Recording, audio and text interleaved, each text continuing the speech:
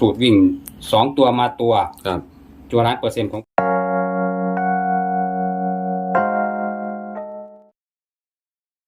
สวัสดีครับยินดีต้อนรับ FC ทุกท่านเข้าสู่ช่องพอสวยพารวยครับ FC ครับเมื่อนี้พอสวยเดินทางมาหาปูสุ่มเงียบเมืองหนองบัวลำพูครับ FC ครับ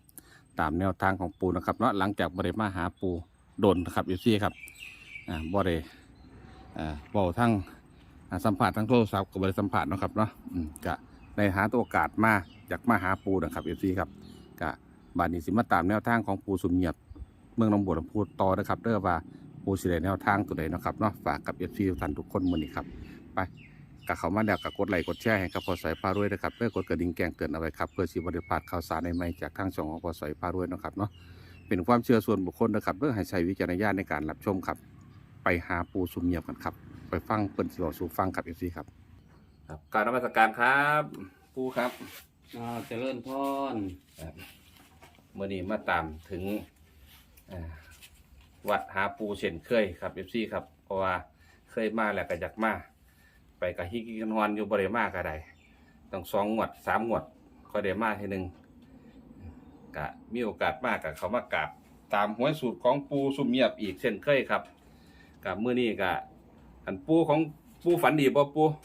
ก็ฝันดีอยู่ได้ล่ะ ม ฝันว่าไปอุ้มเด็กน้อยขึ้นป้อนเขาวป้อนน้ำเด็กน้อยมันเป็นเด็กน้อยไม่ยิ่งดอกครับ อันนี้ก็เกี่ยวกับความฝันเนาะ ครับผม แต่ว่าส่วนตัวเลขสูตรคำนวณกับมีไว้แตะโดดละล่ะครับกับพญายามโทรหาพอสวัยอยู่ก็คาดว่างานเพิ่นสิหลายนะแมนครับปูครับโทรฝากเมืองไทยไว้ล่ะเนาะครับ มื้อนี้ก็มาพ้อกันโดยแบบบ่ได้นัดหมายนี่มาบ่นัดเลยมาจอดรถหรือว่าเป็นผู้ใดมาหยังว่าเป็นคนมาตัดแว่นบ่สมซื้อกับอันมหาปูสุ่มเงียบต้องสุ่มมาตรงๆไว้ต้องสุ่มมาหาถ้าจอบว่ามีหยังบ่พอสวัยครับ FC ได้ยินว่า FC ให้นำเลขวิ่งของปู่สุ่มเงียบบ่แมนอยู่ครับผมมาปู่เลขวิ่งของปู่สุ่มเงียบสิเป็นรู้จักเด้นับย้อนหลังไปตัวสถิติย้อนหลังได้เด้อครับของปู่นี่บ่เคยพลาดครับพี่ครับ2ตัวมาตัว2ตัวมา1ตัว2ตัวมาตัวครับชัวร์100% 2ตัวมาตัวชัวร์100%บ่สนดับเด้อครับผมอันนี้คือของปู่เนาะครับมา FC ครับแต่ว่าก็บ่ได้ไปท่าผู้ใดครับแต่รับประกันว่าเลขวิ่ง2ตัวมาตัวแท้7ก็คือ7กับ8ครับคือ7กับ8นี่นะบัดนี้ก็ได้ทำการจับครับเลข3ตัวไว้ก็มีดังนี้ครับผมอันนี้เป็นปูจับนี่เด้ออันขอเลขวิ่งก่อนได้บ่ปูอันเลขวิ่งก็คือ7กับ8ครับนี่ครับนี่ครับ7กับ8นะ7กับ8เป็นหยังคือให้ไล่ไว้ตรงที่เลข7แม่นบ่ครับเพราะว่ามันมีสูตรอีกสูตรหนึ่งสูตรเลขวิ่งตัวเดียวเลขวิ่งตัวเดียวนี่มันเป็นทั้งบนทั้งล่างเด้ครับแต่ว่าส่วนมากมันมาบนงวดเมื่อกี้มันได้เลขเก้าเลขวิ่งตัวเดียวแล้วมันไปปะทะกับสูตร2ตัวงวดที่ผ่านมาเมื่อกี้สูตร2ตัวมาตัวชัวร์100%นั่นครับทั้งบนล่างน่ะมันไปชนกันที่เก้าครับผมปรากฏว่าเลขมันรัฐบาลประกาศมาว่า594ครับก็เลยมาโชว์คิดเฮ็ดสูตรเลขตัวเดียวล่องเบิงกับมาเฮ็ดเลข2ตัวมาตัวแล้วเบิงมันมาชนกันที่7ครับผมมาชนกันที่แล้ววันนี้แม่นสังเกตว่าเป็นหยังจังให้ไล่นี่บ่ครับผมนั่นล่ะเพราะว่ามั่นใจว่า7นี่สิมาบนครับเพราะว่าส่วนมากมันเลขวิ่งมันมักสิมาบนเด้แล้วก็ค่อนข้างสิเป็นหลัก10ด้วยนะครับผมบ่อยครั้งเลยเลขเขาเป็นหลัก10ยกตัวอย่างเช่น9ว่าหั่นก็เป็นหลัก10ครับแม่นครับบัดนี้ก็ได้ทำการจับคู่ออกมาแต่ว่า8นี่คัน8มาที่เขาล่างทันทีเลยแต่สิเป็นหน่วย10ก็เป็นได้ครับเป็นทั้งหน่วยทั้ง10เลยนะปูเนาะอันนี้บ่ฟิกตำแหน่งบ่ฟิกตำแหน่งครับนี่ก็คือเลข3ตัว2ตัวบนล่างแยกเอาไว้ให้เบิดเลยครับแยกบนแยกล่างไว้ให้ได้ครับเด้อ FC ครับแม่นหรือว่า FC ของปูสีผ้ากันสลับพลิกแพลงกันไปก็ว่าไปครับก็มีน้ำกันก็คือ579ครับ973 573ครับ โดยที่ก็579นี่เป็นตัวมักส่วนตัวเด้ ครับผม ทั้งนี้คันแม่นโปน่ะนะสมมุติว่าโปนะปูสิเอาเบิดแล้วนี่ อืม ต้นเต็งแต่ว่าปู ครับ ปูสิเน้น579 โอ้ก็คือว่า3ตัวนี่เป็น3ตัวต้นเต็ง แม่น ครับผม 3ตัวต้นเต็งแล้วบัดนี้เลข2ตัวก็ได้จำแนกออกมาเป็นบนเป็นล่างให้พร้อม ครับ ผู้ใดว่ามันบ่มาบนดอกปู อืม มันบ่มาล่างดอกปูก็สลับกันลองเบิ่งดู ครับอืม โดยที่มีตัวแรกก็73 75 79ครับ มีให้ไล่ตรงที่79อืมตัวนี้ ก็ ปู คือ ชอบส่วนตัวอีก แม่นก็คือให้ฮู้ว่าเป็นสัญลักษณ์ ครับผมครับ ต่อมาก็เป็นเลขล่าง อืม กับ83 85 81อืม ให้ไล่ตรงที่เลข83ครับผม คันไผคิดว่า8นี่7กับ8นี่มาตัวหนึงแท้ชั่วแน่นอนปูแต่ว่าผู้ขาว่า8สิมาบ่นี่ก็ว่ากันไป แม่นครับแม่นครับอืม ของบ่มีหักเนาะ ครับ ไหลไปได้เด้ อืมเพิ่นก็เลยว่าคือจังเปรียบเสมือนจอกน้อยหากยังบ่ถึงดินไหลวนไปเวียนมาอยู่แม่นาที่บางน้ำ อ่า จักสิไปอยู่หม่องใดสิอยู่บนอยู่ล่าง แล้วบัดนี้สิเผยสูตรให้เบิ่งเด้อ ครับ สูตรเลขตัวเดียวเคยหลวงปู่เคยให้พอสวัยไปทีนึงเลยได้ ครับ เนาะ แม่นครับผม สูตรเลขตัวเดียวเดินดีตลอดงวดเมื่อกี้นี่กระชนกันที่เลขเก้าผลปรากฏว่ามันไปชนกับเลขสูตรวิ่ง2ตัวมาตัว ครับ ตัวล้านเปอร์เซ็นต์ของปู่ซึ่งมันไปเข้าเลขเก้างวดว่างั้น ครับ แล้วบัดนี้งวดที่มันได้งวดที่มันออก53ลางสูตรเลขวิ่งตัวเดียวสูตรนี่นานๆครั้งมันสิออกลางเด้ ครับ มันสิมาลางก็คือมีดังนี้ ครับผมโอ้สูตรเทียดให้เบิ่งสูตรนั้นเนาะครับเนาะ เอาแผ่นกล่องเด้อ ครับ แผ่นกล่องให้เบิ่งเห็นชัดๆซูม อันนี้สูตร เห็นสูตรนี่สามารถเป็นอาจารย์ได้เลยปู่บ่แพง ครับ ปู่บ่แพง คือตัวแรกนี่เพิ่น อันนี้งวดก่อน ครับผม งวดก่อนที่ออก471เห็นบ่ ครับผม มันมาออก53 อืม ของงวดออก0ออก405นะ ค ค รั รั บบ ครับ กะละคำบนออก405แม่นบ่ ครับแม่นครับ กะละออก53มันมาออกนี้ อืม แล้วบัดนี้เอางวดนี้มาตั้งว่า405มาตั้งมาบวกแล้วก็ ครับ ได้เลขตัวเดียวเอาหลักหน่วยมัน ครับ อืม นี่ล่ะที่ว่ามันชนกันที่เลขเก้า โอ้ เอามีจิกมาให้กระบาดมันชนกันที่เลขเก้าแล้วบัดนี้มันไปชนกันที่เลข2สูตร อืม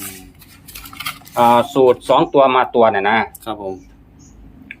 มันออก405แม่นบ่ ครับ 405ก็เอาหาตั้งไปเลยเดินแต้ม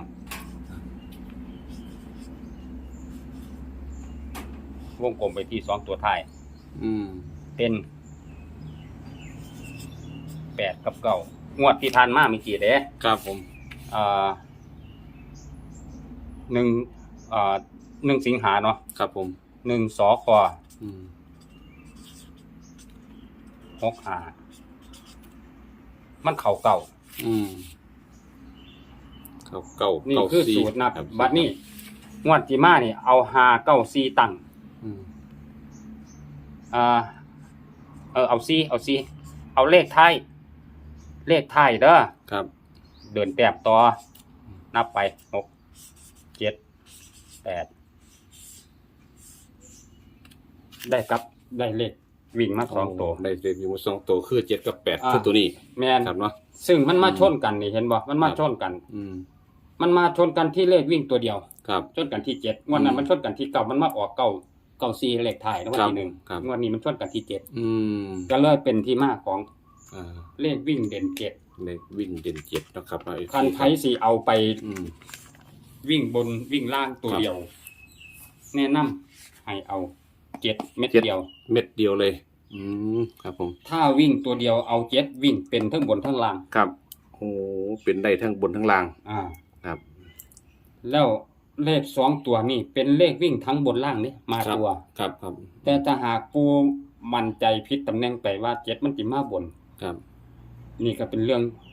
ก็เป็นอีกเรื่องนึง ครับแม่นครับ แต่ว่า แม่น ปูมั่นใจว่า7มันสิมาบนก็เลย ครับ เป็นที่มานี้ ครับผมอืม นะแต่ว่าเอารับประกันว่าเลขวิ่ง2ตัวมาตัวชัวร์1,000,000%นี่ อืม คันวิ่ง2ทั้ง2ตัวทั้งบนทั้งล่างมีแต่กินกับเจ้า โอ้ครับผมครับ เลขวิ่งกินกับเจ้าแหม ครับโอ้ แต่ว่าคันขอตัวเดียวปูสิบอกว่าเอา7 อืมFC ก็ เบิ่งไว้นะครับเด้อก็นี่คือเป็นเลขวิ่งของปูเพิ่นเน้นลงไป7ตัวเดียวครับ FC ครับส่วนจับคู่ใส่ก็มี79ครับ FC ครับ73 75แต่ว่าเน้นไปที่79ตัวเดียวครับ FC ครับอันนี้ที่79ตัวเดียวนะครับนะส่วนล่างของปูก็เน้นลงไป83ตัวเดียวครับ FC เพราะว่ามานํกัน2ตัวคือมา7กับ8คือว่าเอาง่ายว่าหลัก7เป็นหลัก8เป็นหลักเนาะครับเนาะก็เลยมี83 85 81ครับ FC ก็การเน้นลงไปคือปูเน้นลงให้คือ83นะครับเนาะเพราะว่าเพิ่นว่าปูมักส่วนตัวแต่ปูก็บ่ได้บอกว่าสิเอาบนมันเป็นล่างสิเอาล่างคือเป็นบนได้ขึ้นอยู่กับ FC นะครับว่า FC ให้วิเคราะห์ก่อนนะครับเนาะพอปูว่ามันกับเปรียบมันก็เหมือนกับคือจอกหน่อยหากยางบ่ถึงดินนี่ไหลวนไปวนมาแม้แต่เนี่ยจักสิไปอยู่ไสใดแต่ว่าหลักคือมีแล้วคือ7กับ8ครับ FC ครับ7กับ8มีแล้วนะครับเนาะแต่ว่าเฮาสิจับใส่คันบ่ซั่นFC เลยว่าเอา7กับ8ใส่กันได้บ่ปูนี่เด้เป็นจังไดปูก็ว่ากันไปครับก็ว่ากันไปเรื่องตัวเลขคือบ่มักบักซีว่าหั่นล่ะโอ้ครับปู่ก็บ่มักบักซีว่าหั่นเลขประกบคู่มัน3 4 5งวดที่ผ่านมาครับไปเอาพุ่นน่ะ93 92ซัดใส่90ไปพุ่นน่ะโอ้8วิ่ง8กับ9แม่8กับ9นะครับเนาะปานว่ารัก8กับ8 3 8 5แต่ว่างวดนี้ปันยังมีมาอยู่ได้8 3 8 5นี่ก็ได้บ่แม่นปู่บ่มักยันบักซีนี่มันมายืมคำเดียวใส่บ่ปู่ดังบ่ก้องฟ้ารวดว่าดับ4ดับสิดับบ่บัดนี้เลขดับหรือคนบ่บัดนี้บ่ได้จ่อยคนดับบ่ดิมาถึงบนถึงล่างครับผมกองสลากเขาบ่ดังไฟจักเที่ยดอกครับแม่นครับบ่เสียบกาวโลดเด้งดึงๆโลดเนาะครับนี่คือตัวของเด่นปูนะครับเนาะ FC ครับมานี่ก็แต่ความฝันของปูนี่ฝันดีบ่ปูงวดนี้ต้องมาล่ะบ่บนกะล่างมันบ่ปูฝันดีอยู่มันก็สิเป็นจังได๋ก็สิเว้าสู่กันฟังอีกรอบว่าครับเมื่อคืนฝันว่าได้อุ้มเด็กน้อยมีหญิงพวกกำลังย่างจำตัวจำจ้านนี่ล่ะหิวข้าวให้อยากกินข้าวกับป้อนก็คือกินมั่มๆยังเป็นตาสั่งอุ้มป้อนข้าวเพื่อนนี่โอ้แสดงว่าเลขเข้าครับถ้าว่าอุ่นเด็กน้อยป้อนเข้ามัน1สิบ่มาอีกบ่ปู่ก็มันก็สิเป็นนึงเฮาก็ว่ากันไปเรื่องเหล่านี้มันเป็นมันสามารถเป็นได้ครับมันเป็นไปได้เบิดนํปู่เนาะแต่ว่าจุดแข็งเด้อสิบอกไว้เลยครับจุดแข็งอีหลีนี่ก็คือเลขวิ่ง2ตัวมาตัวชัวร์100%ครับมีแต่กินกับเจ้าครับไม่สนดับ